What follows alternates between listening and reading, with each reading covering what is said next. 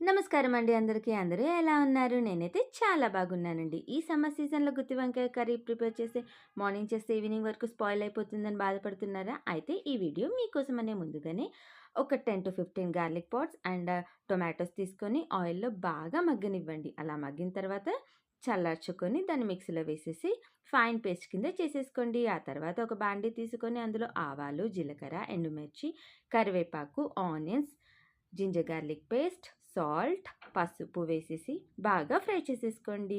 ఆ ఫ్రై చేసిన మిక్చర్‌లో మనము ఫస్ట్ కట్ చేసుకున్న వంకాయల్ని యాడ్ చేసేసి ఒక 15 మినిట్స్ పాటు లిడ్ పెట్టేసి కుక్ చేస్తే మనకి వంకాయ అనేది సాఫ్ట్ అయిపోతుంది. ఆ తర్వాత ఇంకా టొమాటో పేస్ట్ లైట్‌గా వాటర్ యాడ్ చేసేసి ఒక 5 మినిట్స్ తర్వాత కారప్పొడి, ధనియా పొడి, జీరా యాడ్ చేసేసి ఆయిల్ ఫ్లోట్ అయ్యేంత వరకు ఫ్రై చేసేసుకుంటే యమ్మీ గుత్తి వంకాయ కర్రీ రెడీ.